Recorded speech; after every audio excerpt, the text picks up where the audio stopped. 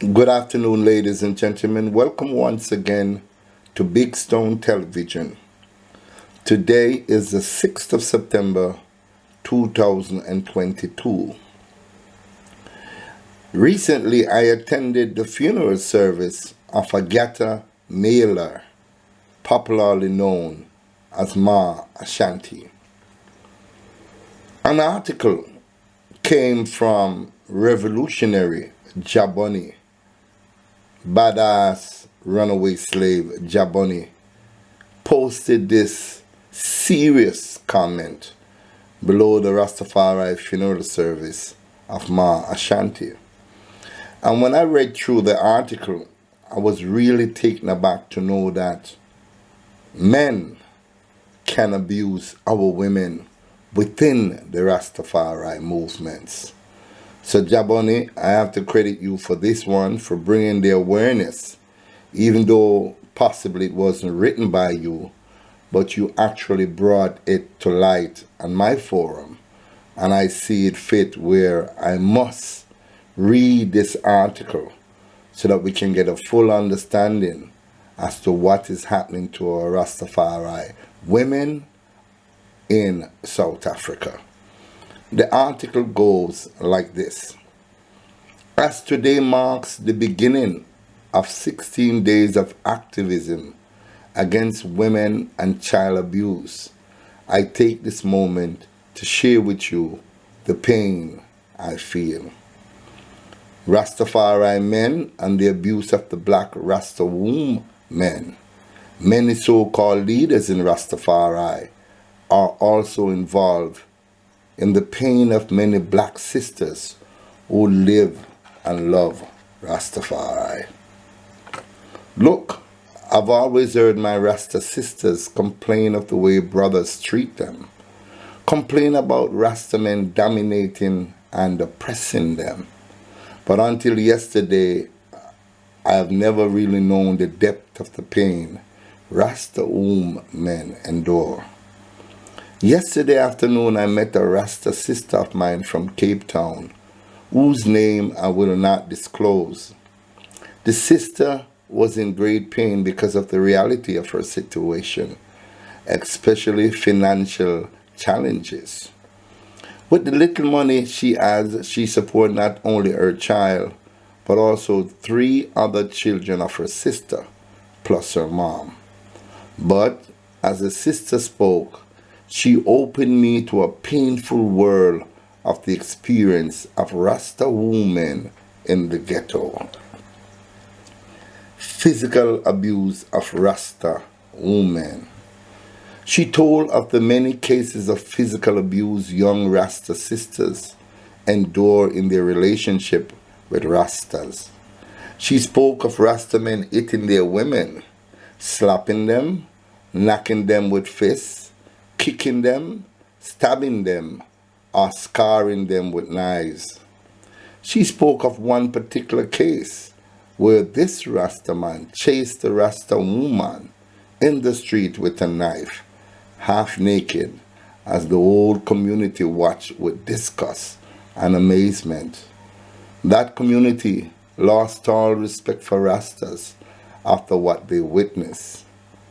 As I listened, I couldn't help feeling the pain as she kept telling of the dreadful experiences of many young Rastawombmen in the ghetto, whom I know personally from our early days of rising in Rastafari.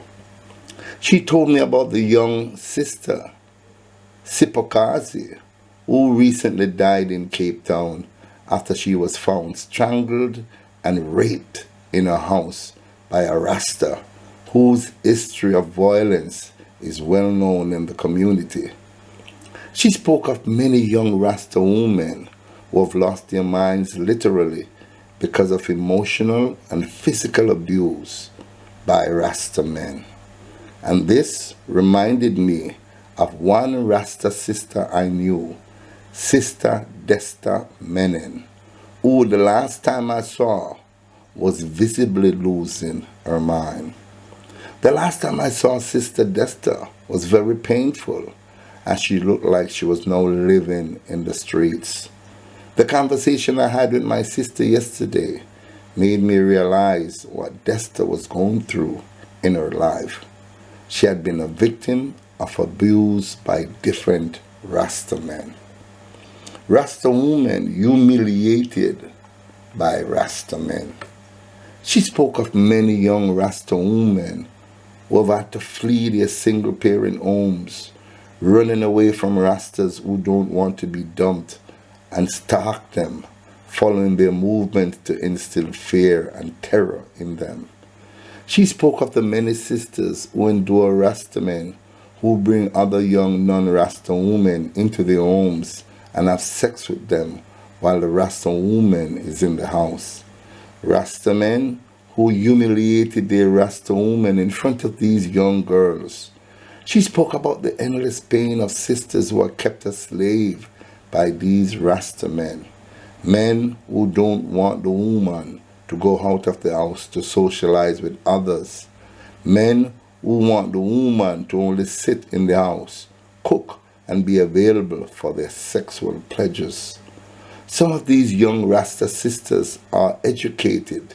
They went to school and graduated from college and have qualifications, but they sit at home with a Rasta who does not work but puffs ganja all day and dream about Jah and Babylon.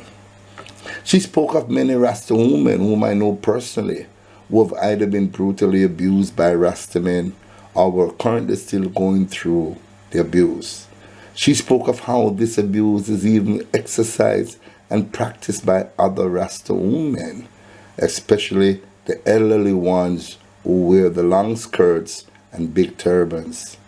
These elderly Rasta women, instead of embracing and protecting their sisters, they join in the emotional and even physical abuse against the young ones, calling them names and accusing them being evil and being whores who seduce and sleep with their men.